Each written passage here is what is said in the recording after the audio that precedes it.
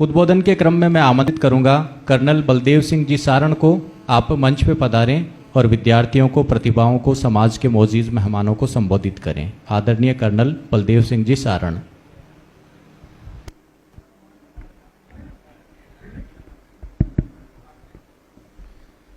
परम सम्मानित मंच, नागौर और उसके आसपास के क्षेत्रों से आए हुए भाइयों और बहनों और प्यारे बच्चों, मैं जाखड़ साहब का बहुत बहुत धन्यवाद करना चाहूँगा कि मुझे और कर्नल हुड्डा साहब को जोधपुर से यहाँ आमंत्रित किया और आप लोगों के बीच में उपस्थित होने का मौका दिया और हमारी जो बातें हैं आप तक पहुँचाने के लिए हमको एक अपॉर्चुनिटी दी।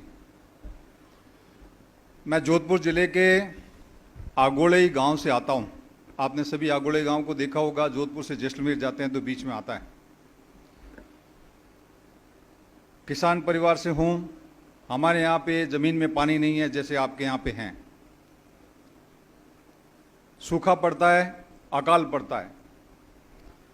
हमारे पिताजी और हमारे दादाजी, पहले और बाद में पिताजी बलदेव राम जी मिर्धा के उन भाषणों से बहुत प्रभावित रहते थे कि बच्चों को पढ़ाओगे तो तुम्हारा परिवार का फ्यूचर है, नहीं पढ़ाओगे तो आगे कोई फ्यूचर नहीं है। गांव से कोई पढ़ने के लिए शहर नहीं भेजता था। मेरे पिताजी ने पहली बार हिम्मत करके और मुझे शहर जोधपुर पढ़ने के लिए भेजा। जोधपुर में जिस साल मुझे भेजा वहाँ पे अकाल था। पिताजी के पास पैसे नहीं थे, परंतु उन्होंने कहीं से अरेंज करके मुझे जोधपुर पढ़ने के लिए भेजा। उस साल 1982 की बात है। जुलाई के अंदर में मेरा एडमिशन हुआ जोधपुर में और नवंबर 1982 के अंदर में मेरे दादाजी की डेथ हो गई। दादाजी की डेथ हो गई तो मृत्यु भोज करना पड़ गया। मृत्यु भोज किया तो उस टाइम मेरे पिताजी के ऊपर में 17,000 रुपये का कर्ज हो गया। 17,000 का कर्ज हुआ तो दिसंबर के अंदर में जब मैं सेकंड टाइम पिताजी से पैसे लाने के लिए गया कि अभी फीस के हॉस्टल के पैसे चाहिए, तो बोला बेटा कर्जा इतना हो गया है कि तू बड़ा बेटा है, अकाल पड़ा हुआ है और पिछली बार भी अकाल था, तो अब तू घर आ जा, पढ़ने के लिए पैसे तो है नहीं। मैंने कहा यदि घर आ जाऊंगा तो फिर क्या नौकरी कैसे लगेगी और यहाँ बैठ के करेंगे क्या इस रेत में। पिताजी को कन्विंस किया, 9th कैसे भी की। 10th के अंदर में फिर उन्होंने कहा कि मुश्किल है। मैंने कहा मुझे पढ़ना है। उनको मेरी लगा कि बच्चा पढ़ने वाला है क्योंकि मैं स्कूल टॉपर था उस टाइम आगोड़ई का, तो उनको विश्वास था कि बच्चा पढ़ जाएगा। तो उन्होंने अपना सोने की छांकड़ी और सोने की मुर्खियाँ होती हैं वो बेच बूझ करके मुझे 10th करवाई। 10th करने के बाद फिर बोला कि वापस घर आ जाओ। मैंने कहा घर आ जाएंगे तो नौकरी नहीं लगेगी, तो मैंने कहा 11th करवाओ। उन दिनों के अंदर में 11th होती थी, उसके बाद यूनिवर्सिटी में डायरेक्ट एडमिशन होते थे, 12th नहीं होता था। माँ ने अपना चांदी बेच कर अपने जो गले के अंदर में 4-5 आइटम होते हैं, पाँव में जो आइटम होते हैं, उसमें से कुछ आइटम बेच करके मेरे को 11th करवाई। उसके बाद मुझे पता था कि मैं सस्टेन नहीं कर पाऊंगा आगे, तो फिर मैंने फौज के अंदर में फॉर्म भर दिया, एयरफोर्स में फॉर्म भर दिया। मेरे साथी देवकर्ण जी यहाँ पे हैं, देवकर्ण जी और हम एक ही साथ में गए थे। 1985 के अंदर में जोधपुर यूनिवर्सिटी के अंदर में बीएससी फर्स्ट ईयर करते करते मैं आर्मी एजुकेशन कोर के अंदर में एज ए रिक्रूट चला गया था। वहाँ 13 साल तक आर्मी एजुकेशन कोर में रहा, बट दिल के अंदर में कहीं न कहीं एक दबी हुई सी भावना थी कि मैं स्कूल टॉपर था और मुझे पढ़ने का मौका मिलता तो मैं कुछ कर सकता था। बीएससी कर लेता तो मैं वहीं से कहीं कंपटीशन में निकल सकता था।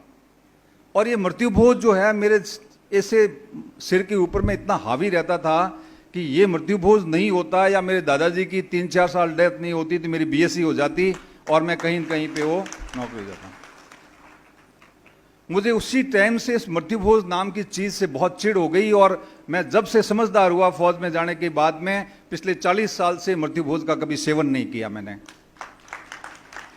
और उसी टाइम से मैंने प्रण किया था कि यदि मेरे बस में रहा और मैं यदि किसी पोजीशन पे जिंदगी के अंदर में कहीं पहुंचा तो मैं लोगों को इन्फ्लुएंस करने की कोशिश करूंगा कि मृत्यु भोज की वजह से पता नहीं कितने बच्चे जो स्कूल टॉपर्स होते हैं, जो जीनियस काइंड के बच्चे होते हैं, इंटेलिजेंट बच्चे होते हैं, और ऐसे बच्चे, उनके पैसे नहीं होते हैं माँ बाप के पास, उनके ऊपर में गहना कर्जा पड़ जाता है और वो हिम्मत नहीं कर पाते हैं बच्चों को पढ़ाने की, और पता नहीं वो साइंटिस्ट बनने के लिए, आईएएस बनने के लिए, आईपीएस बनने के लिए, आर्मी ऑफिसर बनने के लिए रुक जाते हैं। तो मैंने उसी टाइम से डिसाइड किया था कि मेरे पिताजी की जब स्वर्गवास होगा तो मैं मृत्यु भोज नहीं करूंगा, चाहे मुझे उसकी कोई भी कीमत चुकानी पड़े। यहाँ पे आप लोग जबरदस्त समझदार हैं, नागौर के अंदर में एजुकेशन बेटर है, नाथुराम जी मिर्जा साहब का और बलदेव जी मिर्जा साहब का यहाँ इन्फ्लुएंस ज़्यादा है, आप लोग समझदार हो। हमारे वेस्टर्न राजस्थान के अंदर में जोधपुर से पश्चिम होने के बाद में मृत्यु भोज नहीं करना एक बहुत बड़ी चीज हो जाती है कि मृत्यु भोज नहीं किया, खर्च को करियो डोकरे रे डोकरे उन खेलड़ी माते टोंगन बैठा दियो इन वो तो बाप तो घूम तो रही है और तो ओगती हो पर फिर वो करी एड़ी एड़ी लैंग्वेज में गाँव में यूज करे। मैंने कहा कुछ भी हो जाए, मृत्यु भोज नहीं किया, और मृत्यु भोज नहीं करके उससे बनिस्पत उसके जो पैसे खर्च हो जाने थे, क्योंकि वहाँ पे वो कोरनावटी करते हैं, वहाँ पे वो खेड़े करते हैं और 60-60, 70-70 लाख रुपए खर्च करते हैं वहाँ पे, चाहे उनकी ज़मीनें बिक जाए, चाहे कुछ भी हो जाए, उनके बच्चे पढ़ने के लिए नहीं जाएं, उन्हें कोई परवाह नहीं है क्योंकि जागरूकता नहीं है। हमने कहा कि 20-25 लाख रुपए खर्च करने की हमारी हिम्मत है, दोनों भाई, मेरा भाई भी अभी बिजनेस कर रहा है, तो हमने वो 25 लाख रुपए डिसाइड किए कि इसको हम डिफरेंट प्लेसेस के अंदर में हम खर्च करेंगे जहाँ का इसका कुछ न कुछ प्रोडक्शन हो। हमने जितनी गांव की जितनी कम्युनिटीज होती हैं, जाट, राजपूत, बिश्नोई, ब्राह्मण, पंडित, राजपुरोहित, चारण वगैरह वगैरह, जितनी टाइप की कम्युनिटीज होती है, नाई, मेघवाल, भील, उन सभी कम्युनिटीज के लिए 51-51 हज़ार रुपये उनके जहाँ पे कमेटीज बनी हुई है, रजिस्टर्ड कमेटीज बनी हुई है, हॉस्टल जहाँ बने हुए हैं, उन हॉस्टल के अंदर में कैश पैसे नहीं दे करके उनके अकाउंट्स के अंदर में ट्रांसफर किए, ताकि गांव के गरीब बच्चों के लिए पढ़ाई के लिए काम आ जाए। साथ साथ में हमारे खुद के गांव के लिए 2 लाख रुपए उनको डेवलपमेंट के लिए दे दिए कि ये पैसे लो, मृत्यु भोज नहीं करेंगे, पैसे लेकर के अपने गांव के बच्चों को पढ़ाने के लिए काम में लो। गौशाला के लिए 1 लाख रुपए की ईंटें डलवा दी, गौशाला के लिए चारा डलवा दिया। जो हमारे घर में बैठने के लिए जितने आए उन सब लोगों को जाते टाइम एक एक पौधा उनको भेंट कर दिया कि पर्यावरण का हमारे ऊपर में बहुत एहसान है, हम यहाँ पे इतने सारे इकट्ठे होकर के प्रदूषण करते हैं, तो जाते टाइम एक पौधा अपने घर में जा करके लगाएं। तो मेरे कहने का मतलब है कि एक मृत्यु भोज नाम की एक ऐसी बीमारी हमारे समाज के अंदर में है जिसका कोई रैशनल रीजन नहीं है, कोई थॉट प्रोसेस नहीं है कि हम क्यों कर रहे हैं, क्योंकि वो चलता आ रहा है तो हम करते आ रहे हैं। भाइयों और बहनों, हमें अपने थॉट प्रोसेस के अंदर में पैराडिम शिफ्ट लाना पड़ेगा। यदि हम इस प्रकार का नहीं लाते हैं तो आज के ज़माने के अंदर में जो कंटेम्प्रेरी वर्ल्ड है, जिसको आज का ज्ञान का युग कहते हैं, इस ज्ञान के युग के अंदर में हमारा समाज पीछे छूट जाएगा। हम कहते हैं कि मृत्यु भोज मत करो, आपके टावरों को कहाँ से पढ़ाओगे, तो कहते हैं मैं तो टावरों ने भी पढ़ा दे वहाँ, मैं तो मृत्यु भोज ही मोटवारो कर दे वहाँ। वो जो ऐसा कहते हैं, मैं उनको कहता हूँ कि आपको पता ही नहीं है कि टावरों की पढ़ाई के लिए खर्च कहाँ होते हैं, पैसे कैसे खर्च होते हैं। आपके शहरी समाजों को जाके देखो, जो वहाँ अपने बच्चों को 50-50, 60-60 लाख रुपए, 1-1 करोड़ रुपए की फीस दे करके जो वर्ल्ड की जो टॉप मोस्ट यूनिवर्सिटीज है, जिनको आईवी लीग यूनिवर्सिटीज कहते हैं, उनके अंदर में बच्चों को पढ़ा रहे हैं। हम खुश हो जाते हैं कि हमने बच्चे को एमए करवा दी। अरे क्या फायदा उस एमए का, जब वो दूसरे समाज जो कंपैरेटिव लेवल, तुलनात्मक ढंग से जो आपके ऊपर में आज राज कर रहे हैं, जो वहां टॉप एचलॉन के अंदर में बैठे हुए हैं, उनके बच्चे तो फिर पढ़ करके आगे निकल जाएंगे और आप इस मृत्यु भोज के चक्कर के अंदर में पैसे खर्च करते जा रहे हो, जिसका कोई रैशनल नहीं है, कोई इसका लॉजिक नहीं है। मैं आपको बताना चाहता हूं, मैं डॉक्टरेट की है और डॉक्टरेट मैंने इसी जान करके की है कि ये धर्म के नाम की चीज क्या होती है, ये धर्म हमको किस प्रकार से पागल बनाता है। तो हमने ये comparative study of Hinduism, Islam and Christianity को पढ़ा मैंने, और उसी के ऊपर मैं डॉक्टरेट की। उस डॉक्टरेट के अंदर में मेरा ये चक्कर था कि ये जो हम जितने रीति रिवाज करते हैं, जितने पाखंड करते हैं, जो हम इतने सारे श्राद्ध करते हैं, 11 करते हैं, पूनम करते हैं, जगराता दिलाते हैं, गंगा जी भेजते हैं बच्चों को, और इतने लाखों रुपए हम लोग इसके ऊपर में खर्च करते हैं, क्या इसका कोई साइंटिफिक अर्थ है, कोई इसका रीजन है? मैंने पाया कि इसका कोई साइंटिफिक बेस नहीं है। कोई जो ईश्वर है वो एक ऐसी गीता के अंदर में जो लिखी हुई मेन चीज है वो है कि कर्म पे अपना विश्वास करो, कर्म करोगे वैसा आपको फल मिल जाएगा। हम हरिद्वार जाके आ जाते हैं, 50 लाख रुपए, 50,000 रुपए, 1 लाख रुपए खर्च कर देते हैं, 10 लोग इकट्ठे होकर के गाड़ियां लेके जाते हैं, कोई उस 1 लाख रुपए का कोई उपयोग नहीं। हम बाहर का मैल धो करके आ जाते हैं, अंदर का मैल तो हमारे अंदर ही अंदर रहता है। हम अंदर का मैल तो कभी धोते ही नहीं है, अच्छे इंसान तो कभी बनते नहीं है। जब अच्छे इंसान हम नहीं हैं तो हमारा जो कल्याण कैसे होगा? अच्छे इंसान कल्याण कैसे होगा? वो शिक्षा से होगा। कहते हैं कि quality of any nation depends upon the quality of its people and the quality of people depend upon the quality of their education. शिक्षा के ऊपर ही ये सब कुछ है। यदि अच्छी शिक्षा आ गई समाज के अंदर में तो अपने आप समाज का कल्याण हो जाएगा। मिलिट्री के अंदर में हम कहते हैं कि it is not machine but man behind the machine wins the battle. मशीनों से युद्ध नहीं जीता जाता है, मशीन के पीछे जो एक आदमी बैठा है जो मशीन को चलाता है, उसकी बहादुरी और उसी कला के ऊपर में, उसके नॉलेज के ऊपर में ही जो मशीन चलती है उसी से युद्ध जीता जाता है। तो ये हमको इसका मतलब सीधा सा मतलब ये निकलता है कि मानव संसाधन जिस समाज का बेटर होगा वो समाज आगे बढ़ेगा। जिस समाज का मानव संसाधन अच्छा नहीं है वो समाज कभी भी आगे नहीं बढ़ सकता है। आप यहां 50 साल पहले के जाकर के देख लो, 50 साल पहले जिसने बलदेव जी मिर्दा ने और जो कहा करके गांव के अंदर में जो एजुकेशन के लिए अवेयरनेस फैलाई थी, आज से 50 साल पहले जिन लोगों ने अपने परिवार के अंदर में बच्चों को पढ़ाना शुरू कर दिया, वो खुद पढ़े, उनके बच्चे पढ़े, उनके पोते पढ़े और उनके पोते आज यूएस के अंदर में कहीं सेटल होंगे, नहीं तो देश की कैपिटल के अंदर में या किसी मेट्रो सिटीज के अंदर में शामिल होंगे और वो बड़े बड़े बिजनेस कर रहे होंगे, बड़ी बड़ी नौकरियों के ऊपर में हैं। और उन्होंने जिसने ये सोचा कि ए तो ई फिरता करे और कहना कहीं करना पर पढ़ान कहूं करना पर तो खेत रो घना ही है, वो खेत अभी 5-5 बीघा हो गया है, 10-10 बीघा हो गया है, उससे काम नहीं चलेगा। जब तक अपन पढ़ाई के ऊपर में ये जो फालतू जितने खर्चे होते हैं, जितने पाखंड के ऊपर में खर्चे होते हैं, जितने हम उन खर्चों को बचा करके उसको हम एजुकेशन के तरफ में डाइवर्ट नहीं करेंगे, उस पैसे का एजुकेशन में इन्वेस्टमेंट शुरू नहीं करेंगे, तब तक हम आगे नहीं बढ़ सकते। हमको एजुकेशन के अंदर में अपना इन्वेस्टमेंट बढ़ाना होगा। हम नहीं कह सकते कि सरकार इसके अंदर में इन्वेस्टमेंट एजुकेशन की जीडीपी के मुताबिक जो एजुकेशन के लिए सरकार ज्यादा बजट करेगी, हम सरकार को बाध्य नहीं कर सकते हैं। सरकार के अपने खर्चे होते हैं, उनको रोटी कपड़ा मकान की सबसे पहले चिंता होती है कि नागरिकों का रोटी कपड़ा मकान पहले ठीक ठाक कर दें। हमको पारिवारिक रूप से, हम किसान हैं, हमारे पास पैसा है, खूब पैसा है, परंतु हमें पता नहीं है कि पैसा खर्च कहां करना है। हमें सब चीजों के जितने फालतू खर्चे हैं बंद करके अपने बच्चों की एजुकेशन के लिए पैसे लगाने पड़ेंगे। यदि हम वो सक्सेसफुल हो जाते हैं तो आज के युग के अंदर में कंपटीशन के हम टिक पाएंगे। आज के जमाने के अंदर में आपको जो पढ़े लिखे लोग हैं, आप सभी पढ़े लिखे हैं, सभी समझते हैं, बच्चे जो आजकल हमारे से ज्यादा समझते हैं। अमर्जेंट क्रिटिकल टेक्नोलॉजीज आ गई है आज दुनिया के अंदर में। अमर्जेंट क्रिटिकल टेक्नोलॉजीज के अंदर में आर्टिफिशियल इंटेलिजेंस है, ऑगमेंटेड रियलिटीज है, वर्चुअल रियलिटीज है, रोबोटिक्स है, और ये जो आपकी क्लाउड कंप्यूटिंग है या जिसको ओपन आर्टिफिशियल इंटेलिजेंस कहते हैं, चैट जीपीटी है, ऐसे ऐसे टूल आगे हैं कि मत पूछो बात। उसके अंदर में जो एजुकेशन जिस तरीके से आगे बढ़ रही है, साइंस ने हमारे परिवार के अंदर में, हमारे जीवन के अंदर में जो इन्फ्लुएंस पिछले 50-60 सालों से किया है उसका कोई मुकाबला नहीं है। पिछले 60-70 साल के अंदर में विज्ञान ने इतनी प्रगति की है कि उससे पहले 1000 साल के अंदर में भी कभी प्रगति नहीं हुई थी। आज हम इस प्रकार का जीवन जी रहे हैं जो कि एक पुराने जमाने के अंदर में 60 साल पहले राजा महाराजा भी इस प्रकार का जीवन नहीं जी रहे थे। कहां था इस प्रकार के राजा महाराजा के पास एयर कंडीशन हॉल्स? नहीं थे। क्या उनके पास एरोप्लेन थी? नहीं थी। उनके पास क्या लग्जरी ट्रेन थी? नहीं थी। क्या उनके पास मोबाइल फोन था जो पूरी दुनिया आपकी मुट्ठी के अंदर में? नहीं था। क्या उनके पास अच्छी रोडें थी? नहीं। हाथी घोड़ों पे बैठ करके वो पता नहीं एक जगह से दूसरी जगह जाने में उनको 6 महीने लग जाते थे। आज हम बटन यहां दबा करके यूएस के प्रेसिडेंट से यहां खड़े खड़े बात करना चाहें तो बात कर सकते हैं। तो इस प्रकार की जो विज्ञान आ गई है, इस वैज्ञानिक जो सोच को जो हम अपने समाज के अंदर में साइंटिफिक टेम्परामेंट डेवलप नहीं करेंगे, विज्ञान की तरफ नहीं बढ़ेंगे, तो हम इस दुनिया के अंदर में जो कंपटीशन चल रहा है इसके अंदर में आगे नहीं बढ़ पाएंगे। हमको चाहिए कि हम एजुकेशन में इन्वेस्टमेंट बढ़ाएं, क्रिटिकल इमर्जेंट टेक्नोलॉजीज की तरफ बढ़ें, और सिर्फ सरकारी नौकरी की तरफ ध्यान देने से काम नहीं चलेगा भाइयों और बहनों।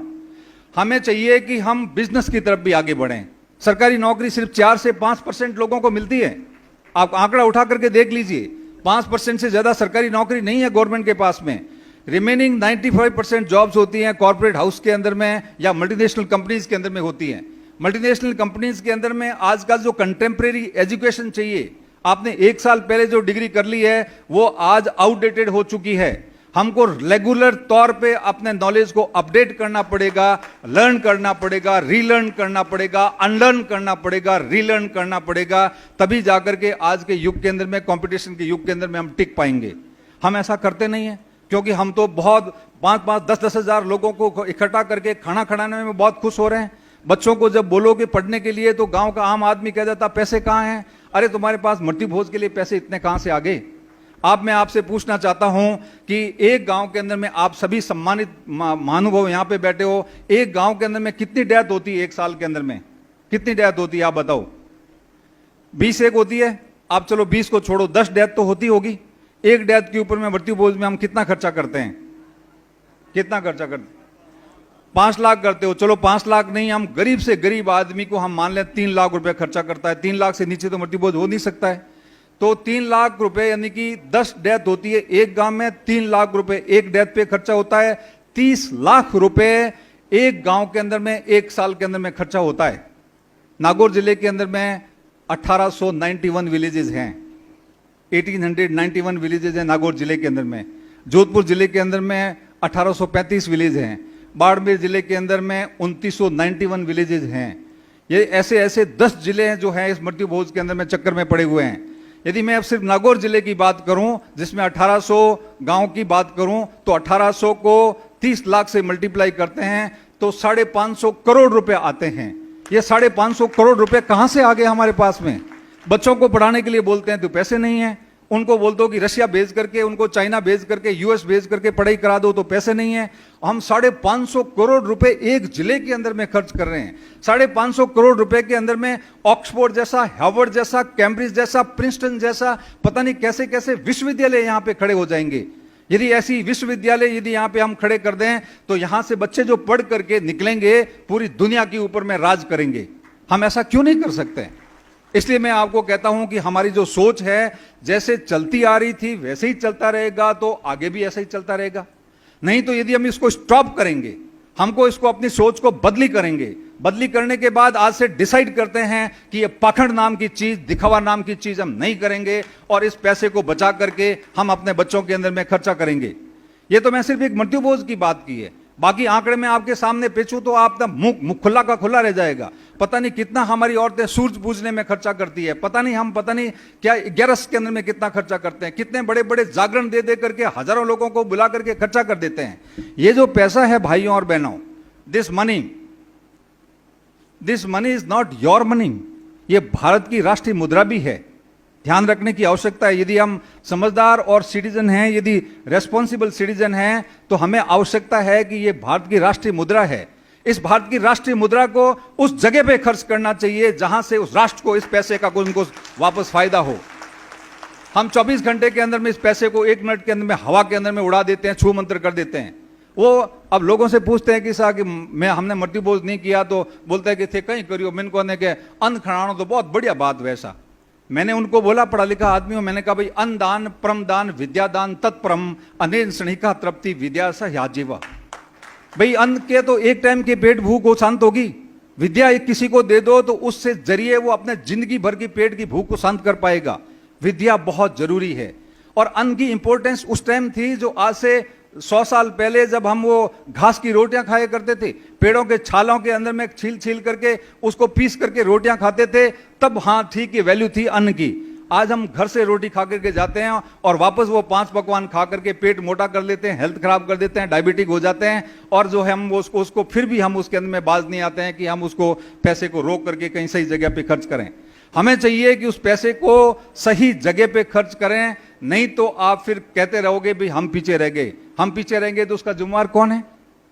जब वो बाकी लोग जो शहरी कम्युनिटीज हैं वो अपने बच्चों के एजुकेशन के ऊपर में इतना ध्यान दे सकते हैं, वो यहाँ के बड़े बड़े लोगों को हायर कर सकते हैं अपने बच्चों को गाइड करने के लिए, उनकी प्रोफाइल बनाने के लिए। वो प्रोफाइल बना करके आईबी लीग यूनिवर्सिटीज के अंदर में अप्लाई करते हैं, उनके बच्चे वहाँ पे फॉरेन के अंदर में पढ़ने के लिए चले जाते हैं। हम जो है अपने मस्ती में लगे हुए हैं कि छोरो पैडी तो ठीक है, नहीं तो खेत गड़ी है, नहीं तो ट्रैक्टर पकड़ा दे, नहीं तो गाड़ी पकड़ा दे, नहीं तो हमारे खोणियों गड़ी है।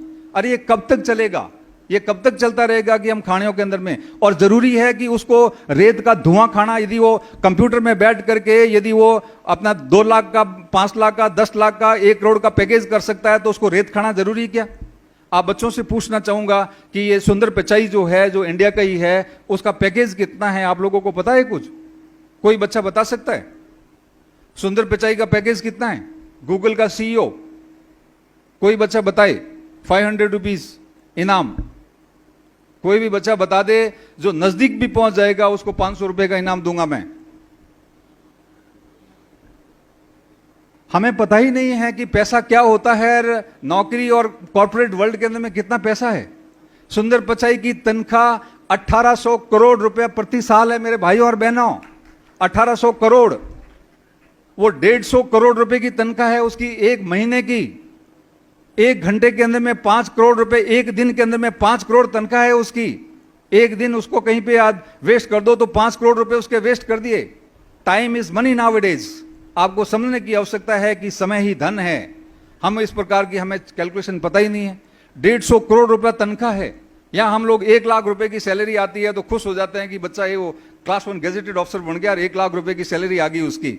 अरे क्या है 1 लाख रुपए की सैलरी? वो क्या ऊपर से टपका है कहीं से? हम उससे ज्यादा ताकत रखते हैं। हम दूध खाते हैं, घी खाते हैं, शुद्ध हवा खाते हैं, खेत है, हम अपने खुद खेत की खड़ी हुई बाजरे की फसल या जो भी अपना अनाज होता है ऑर्गेनिक फूड को खाते हैं। हमारे अंदर में ब्रेन ज्यादा है, पर हमारे पास अपॉर्चुनिटीज नहीं है। हमें पता नहीं है कि हमको किस तरफ में जाना है।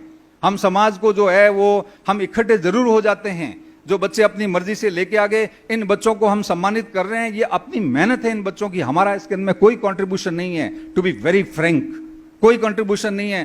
किसी माँ बाप ने, बहुत कम माँ बाप होंगे कि इन बच्चों को शाम को इन बच्चों के साथ में 1 घंटा भी कोई बैठा होगा कि बच्चा तुम क्या कर रहे हो, तुम्हारी क्या प्रॉब्लम है, बताओ तुम्हारे आज टीचर ने क्या पढ़ाया, आज तुमने क्या किया, कौन कौन सी चीज में पार्टिसिपेट कर रहे हो, फ्यूचर के अंदर में तुम्हारी क्या प्लान है। किसी ने नहीं पूछता है, क्योंकि हमको तो बड़ी गाड़ी जानी है, हमको तो देखना है कि जगराता कैसे कर दें, हम तो मृत्यु भोज कैसे कर दें, वो पूरी अगले वाला सूरज कैसे पूछ दें। माताओं से पूछो तो माफ करना, माताओं से पूछो तो वो पहले से अड़ा के बैठ जाती है कि मारे छोरी रे 25 तोड़ा होनो लावोला जनो मैं आगे मिलूंला, 25 तोड़ा होनो लाओ जनो आगे मिलूंला। अब उन माताओं से पूछो कि एक माता को यहां खड़ा कर दो जिसको सोने की बना करके खड़ी कर दो, उसको 100 तोला 500 तोला सोना पड़ा दो, और एक जो माता पास में खड़ी है और उनका बेटा नथमल डिडेल है, तो आप नथमल डिडेल की मां को ज्यादा सम्मान करोगे या जिसने 100 तोला सोना पहना है उसकी मां को ज्यादा डिडेल करोगे? आप तालियां बजा रहे हैं, इसका मतलब आप मेरी बात का समर्थन कर रहे हैं कि आप सोने को सम्मान नहीं करोगे, आप अचीवर को सनाम सम्मान दोगे। आप अचीवर को सम्मान देना है तो हमको सोने से मोह तोड़ना पड़ेगा। सोना सबसे बैड इन्वेस्टमेंट है। आप एक सुनार की दुकान से 10 तोला का सोना का ऑर्डिनेंस बना के लेके आ जाइए, दुकान से बाहर लेकर के आप वापस उसको बेचने के लिए चले जाइए, वो 7 तोले के अंदर में भाइयों और बहनों वापस लेगा। वो 3 तोला उसके अंदर में 1.5 लाख रुपए, 1,80,000 रुपए उसने गायब कर दिए। कैसा वो तो काटनो पड़े सा, और तुम्हें पाछो लेवा जो मन तो करना पड़े। तो ये हमको समझने की आवश्यकता है, हमको अपने ये सब चीजों के ऊपर में क्रिटिकली सोचने की आवश्यकता है। हम यहाँ बैठ करके, सिर्फ यहाँ बैठ करके बातें करके, चाय पी करके, बच्चों को धन्यवाद दे करके, सब लोगों को बुला करके उनके हाथों से सम्मान देने से काम नहीं चलेगा। हमारी पूरी सोसाइटी को, पूरी कम्युनिटी को we have to think differently. हमको आजकल के जमाने के अंदर में डिफरेंट तरीके से सोचना पड़ेगा। हमारे बच्चे जो गरीब परिवारों के बच्चे हैं वो पढ़ नहीं पाते हैं, क्यों नहीं हम जब हजारों लाखों रुपए का डोनेशन जब हम किसी बड़े मंदिर बनाने के लिए दे सकते हैं, तो हम जाट समाज का एक विद्या कोष क्यों नहीं बना सकते? उसके अंदर में 1000 करोड़ रुपए इकट्ठा क्यों नहीं कर सकते हैं? यदि आप किसी मंदिर को बनाने के लिए आप 500 करोड़ रुपए इकट्ठा कर सकते हैं, मैं समझता हूं विद्या का भी इसी प्रकार से कोष बन सकता है 500 करोड़ रुपए का। और उस 500 करोड़ का कोष बनने के बाद कोई भी बच्चा, गरीब से गरीब बच्चा भी पढ़ाई से वंचित नहीं रहेगा। उसको पता है कि मैं यहां से पैसे ले लूंगा, जब मैं कामयाब होऊंगा तो पैसे वापस दे दूंगा, और आवश्यकता नहीं है उसको किसी प्रकार का बाध्य नहीं होना चाहिए कि तुमको वापस देना है पैसा। वो कोष है, समाज का कोष है, पैसा इकट्ठा किया हुआ है, बेटा लो और पढ़ो।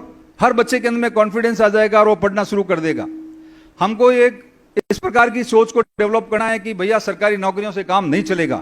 सरकारी नौकरियां सिर्फ 5% लोगों को मिलती है, 95% को हमको इस प्रकार की नौकरी कॉर्पोरेट वर्ल्ड के अंदर में करना है, तो हमको अपनी स्किल डेवलपमेंट के लिए कुछ करना पड़ेगा।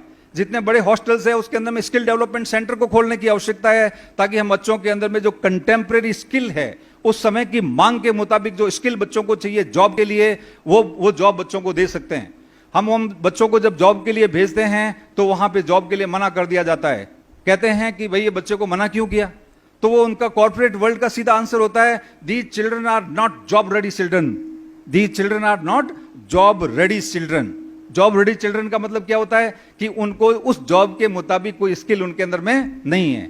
टीसीएस, टाटा जैसी, इन्फोसिस कंपनियां हैं, वो इंजीनियरिंग करने के बावजूद, अच्छी से अच्छी कॉलेज से इंजीनियरिंग करने के बावजूद 6 महीने का वहां पे कोर्स करवाते हैं और लेटेस्ट टेक्नोलॉजी के मुताबिक पढ़ा करके फिर अपने कंप्यूटर के ऊपर में बैठने के लिए उनको इजाजत देते हैं। तो हम वो ऐसा या क्यों नहीं कर सकते? यहां बैठ करके हम अपने यहाँ पे स्किल डेवलपमेंट सेंटर डेवलप क्यों नहीं कर सकते? हॉस्टल बहुत हो गए, अभी हमको चाहिए कि समाज के स्किल डेवलपमेंट सेंटर्स बनाया जाए। हमको चाहिए कि समाज के लिए एंटरप्रेन्योर डेवलपमेंट सेंटर बनाया जाए। समाज के जितने बिजनेसमैन हैं उसको एंटरप्रेन्योर सेंटर से उनको जोड़ा जाए। उनसे रिक्वेस्ट किया जाए कि आपकी जो फर्म है, कंपनीज है, उसके अंदर में हमारे बच्चों को आप लगाओ, और आपको किस प्रकार की स्किल की रिक्वायरमेंट है, आपको कंप्यूटर ऑपरेटर चाहिए कि आपको ड्राइवर चाहिए कि आपको टर्नर चाहिए कि आप फिटर चाहिए कि आपको बड़े लेवल का मैनेजर चाहिए, कि हम सब प्रकार के मैनेजर समाज के बच्चों को लेके आएंगे, उनका स्किल डेवलपमेंट करेंगे, आपकी रिक्वायरमेंट के मुताबिक बच्चों को तैयार करके देंगे, आप हमारे बच्चों को नौकरी लगाओ। तो यहां पे आप यदि 5% लगा सकते हो तो उन 5% यदि नौकरी में लग जाएंगे तो बाकी वाले जो कॉर्पोरेट वर्ल्ड के अंदर में पहुंच जाएंगे। तो इस प्रकार से हम ज्यादा से ज्यादा आगे बढ़ सकते हैं। इन चीजों के ऊपर में हमको सोचने की आवश्यकता है। बच्चों को मैं बताना चाहूंगा लास्ट के अंदर में कि हर एक बच्चा जो पैदा होता है वो जीनियस होता है। हर एक बच्चा जीनियस होता है। मैं नहीं कह रहा हूं, ये अल्बर्ट आइंस्टीन जैसा साइंटिस्ट ने कहा है, एडिसन जैसे साइंटिस्ट ने कहा है कि हर एक बच्चा अपने आप में जीनियस होता है, पर वो जीनियस लेवल तक की अचीवमेंट क्यों नहीं कर सकता? क्योंकि उसको एनवायरमेंट नहीं मिलता है। एनवायरमेंट मिलता है, ये रड़िया साहब बैठे यूएस में जाकर के ये नैनो टेक्नोलॉजी को वहां पे जाकर के ठीक कर दिया, और यहां हम नहीं कर पा रहे हैं। क्यों? ये भी यहीं पे जोधपुर के भोपालगढ़ के अंदर में ही पैदा हुए हैं, ये तो ऊपर से नहीं टपके हैं। तो ये जीनियस हैं, क्यों? क्योंकि उनको एनवायरमेंट मिल गया इस प्रकार का। हम एनवायरमेंट दे नहीं पाते हैं, इसलिए बच्चे अंदर में जो उसके अंदर में पोटेंशियल है वो पूरे पोटेंशियल को डेवलप नहीं कर पाते हैं। हमें चाहिए कि हम बच्चों के लिए इस प्रकार का एनवायरमेंट क्रिएट करें, उनको बाहर भेजें, उनको एक्सपोजर दें। तो आपको समझने की जरूरत है कि ठीक है, माँ बाप अनपढ़ है, कोई बात नहीं, पर मेरा फर्ज बनता है, मैं अभी परिवार से बाहर निकला हूं या निकली हूं, तो मैं अपने परिवार का नाम रोशन करने के लिए अपनी पूरी शक्तियां अपने विकास के लिए लगा दूंगा। हर एक बच्चा एक नॉर्मल शख्स के रूप में पैदा होते हैं, पर कुछ जो है वो शख्स बन करके ही रह जाते हैं और कुछ शख्सियत बन जाते हैं। आपको आपके ऊपर है कि आप शख्सियत बन करके वापस जाना चाहते हो भगवान के घर, या नॉर्मल शख्स बन करके आयाराम गयाराम की जिंदगी जी करके जाना चाहते हो। यदि आप शख्स बन करके आए हो और आप सोच लिया आपने कि मुझे शख्सियत बनना है, दुनिया की कोई ताकत आपको शख्सियत बनने से रोक नहीं सकती है। और यदि आप ऐसा चाहते हैं तो मेरे साथ में एक बार जरूर इस नारे को बुलंद किए और अपनी कॉपी के अंदर में फर्स्ट पेज में जरूर लिखें। बोलो बच्चों, शख्स बन के आए हैं। जोर से बोलो, शख्स बन के आए हैं, शख्सियत बन के जाएंगे। शख्स बन के आए हैं, शख्सियत बन के जाएंगे।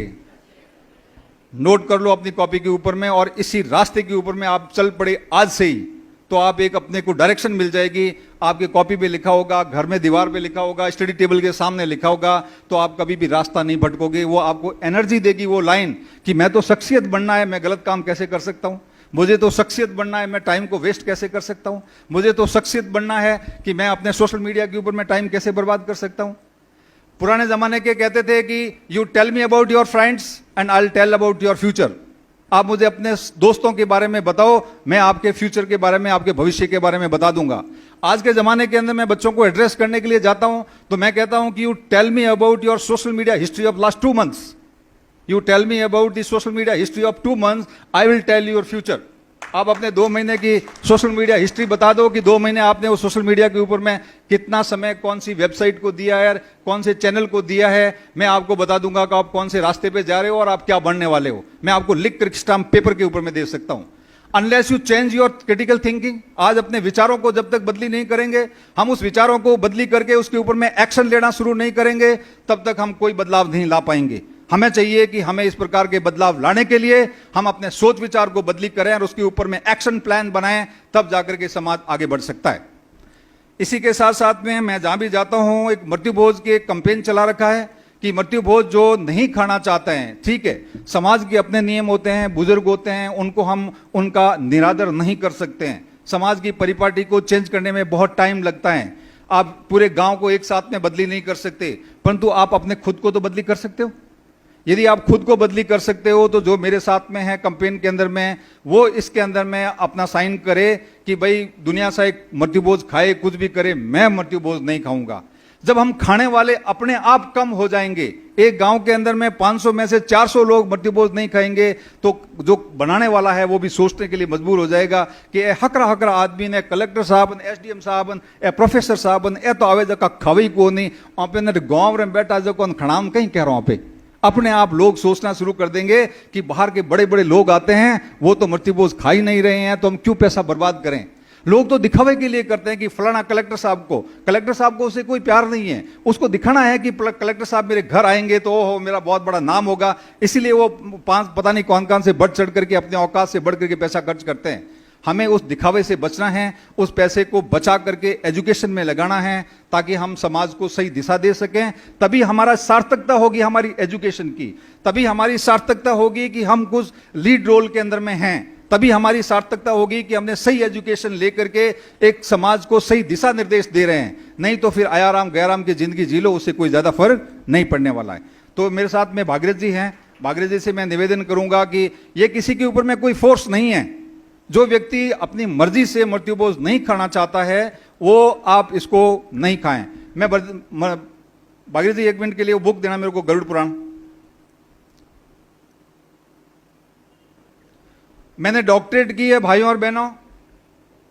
मृत्यु भोज के अंदर में सिर्फ इस बुक के सिवाय मैंने गीता पढ़ ली, रामायण पढ़ ली, महाभारत पढ़ लिया, पूरा पढ़ लिया, क्योंकि मैंने डॉक्टरेट करनी थी तो मुझे पढ़ना था, तो मैंने कर ली। इस गरुड़ पुराण के सिवाय किसी भी किसी किताब के अंदर में यह नहीं लिखा हुआ है कि मृत्यु भोज होना चाहिए। और बताऊं इसमें भी क्या लिखा हुआ, मैं बताऊंगा आपको। और सब जगह शास्त्र ये कहते हैं कि अंतिम संस्कार, मरने के बाद जब हम उसको दाग दे देते हैं तो उसको अंतिम संस्कार कहते हैं। अंतिम संस्कार के बाद किसी प्रकार के कोई संस्कार हमारे लिए लागू नहीं है। जब हमने अंतिम संस्कार ही कर दिया उसका, तो ये कौन से संस्कारों की बात कर रहे हैं कि हम 12 दिन तक वो हलवा पूड़ी और पता नहीं क्या क्या चलाते आ रहे हैं घरों के अंदर में। गरुड़ पुराण ये कहता है कि 12 दिन तक जिस व्यक्ति के घर के अंदर में डेथ होती है, उस घर के अंदर में पानी भी नहीं पीना चाहिए। गरुड़ पुराण कहता है उस घर के अंदर में पानी भी नहीं पीना चाहिए। और 13वें दिन जब हम पूरे इकट्ठे होकर के अपने अपने घरों से राशन लेकर के उस घर के अंदर में चूल्हा वापस प्रज्वलित करना चाहिए, ये 13वें दिन। और 13 ब्राह्मणों को भोजन कराना चाहिए, ये इसके अंदर में लिखा हुआ है। अब वो 13 ब्राह्मणों के लिए भी जो मॉडर्न टीपाकार है, जो इसकी सर्वे करते हैं, या जो पढ़े लिखे जो ब्राह्मण हैं या जो भी लोग हैं, वो कहते हैं कि ठीक है, कोई गरीब आदमी है तो 13 ब्राह्मण को भोजन नहीं करा सकता, तो 1 ब्राह्मण को भोजन करा दो, ये इसके अंदर में लिखा हुआ है। और फिर भी हम उसको पता नहीं किस प्रकार की, हम जो है ना पुराने सिस्टम का या पुराने वो हमारे तरीकों का, या कहते हैं कि हमारे पौराणिक सिस्टम चला रहा, उसके ऊपर में वो हम उसको पकड़ करके बैठ गए हैं।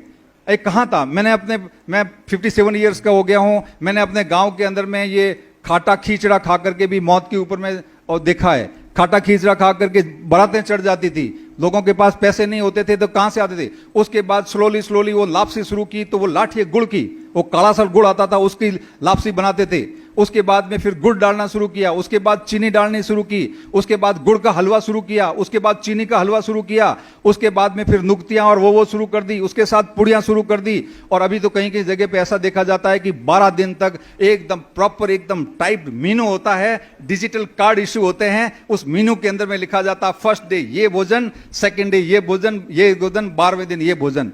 हमें कहां जा रहे हैं, किस डायरेक्शन में जा रहे हैं?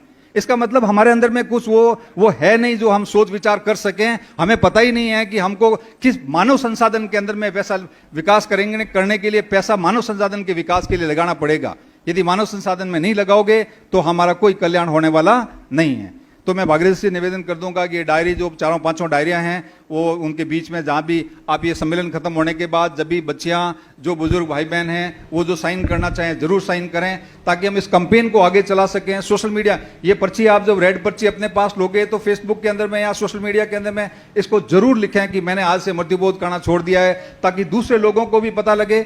सोशल मीडिया बहुत पावरफुल है आज के जमाने के अंदर में, लोगों के पास मैसेज जाएगा, उस मैसेज के माध्यम से लोग देखेंगे कि हाँ ये बहुत गलत आदत है, इसलिए अच्छे अच्छे बड़े बड़े लोग इसको छोड़ रहे हैं, तो बाकी लोग भी इसको छोड़ने के अंदर में आगे आएंगे। भाइयों और बहनों, मैंने आपका ज़्यादा समय ले लिया। मैं साहब को, जाखड़ साहब को और आप सभी को बहुत बहुत धन्यवाद देना चाहूँगा कि मुझे इतने लंबे तक आप लोग बैठ करके सुना और मुझे यहाँ बुलाया, बहुत सम्मान दिया। बहुत बहुत धन्यवाद, मेहरबानी, शुक्रिया। बहुत बहुत धन्यवाद सारण साहब। मैंने कार्यक्रम के शुरुआत में एक बात कही थी कि ये महज पुरस्कार वितरण समारोह नहीं है, ये एक चिंतन शिविर है।